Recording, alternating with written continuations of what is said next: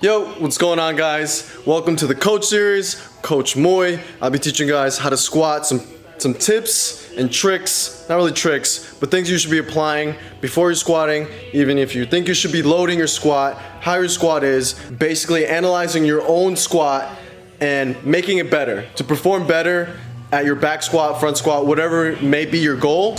Welcome to the Coach Series. We're gonna be doing squats today.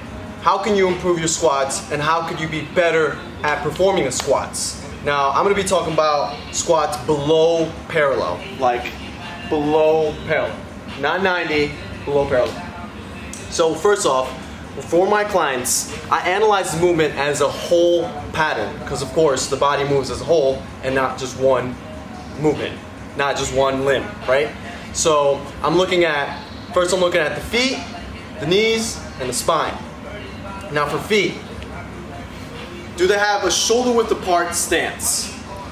Perfect, awesome. Shoulder width apart stance, good foundation on loading, on coming down to squat below parallel, right? If you were to go a little closer, it'll be much awkward and harder and difficult for the client or as you to come to a squat. Obviously, I don't want people obviously loading their back into this kind of shorter position, right?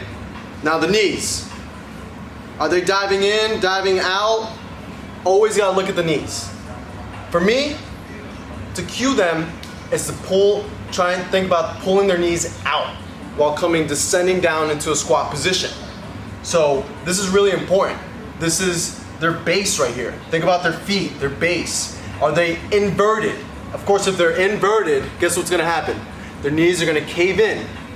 So make sure, obviously, they have a nice foundation. Try plantar, which is 3 points of contact on the floor with their feet, and it's not coming in.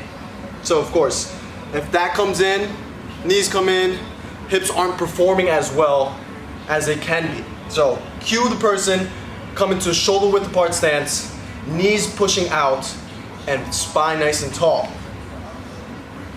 So in most cases, I see people coming down and they can't go below 90, right? They are not comfortable and they're not used to this position below 90.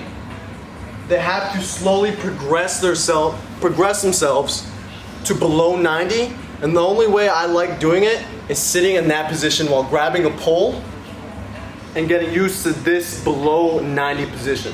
Sometimes there may be a lot of issues, not issues per se, but limiting factors like tight hamstrings, ankle mobility, other things like not used to that motor pattern going below 90.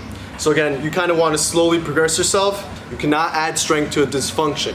If you cannot squat below parallel or 90 degrees without your knees diving in, without your ankles diving in, and without flexing forward, then you should not be performing the bodyweight squat with load.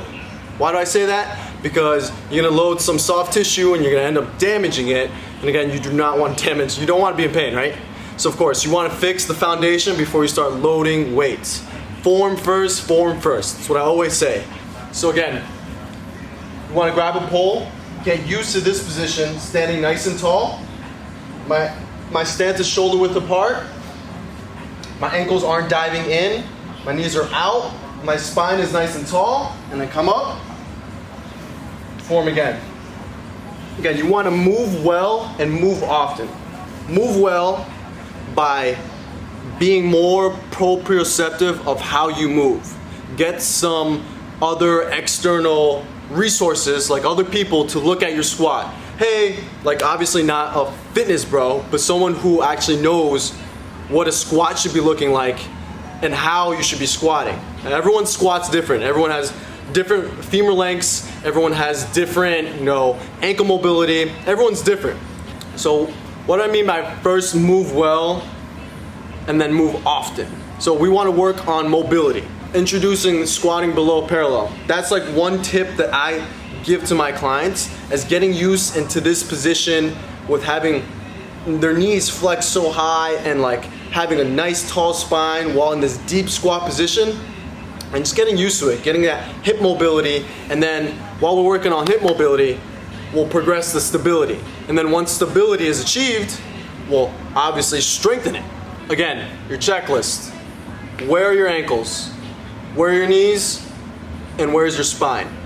Again, you're gonna have to videotape yourself and analyze. Oh, am I going below 90? Am I flexing forward? Are my ankles diving in? Are my knees diving in? Are my knees diving out too much? Or am I flexing too much forward? You know, so you're gonna have to analyze it yourself and see your movement patterns and see what is comfortable for you. Again, those are my checklists. I hope these tips help that you can bring into the gym and start performing better at your squat and getting strong AF. Good night, guys. Thank you so much for tuning in. Smash that subscribe button. Follow me on Instagram, coach.muy.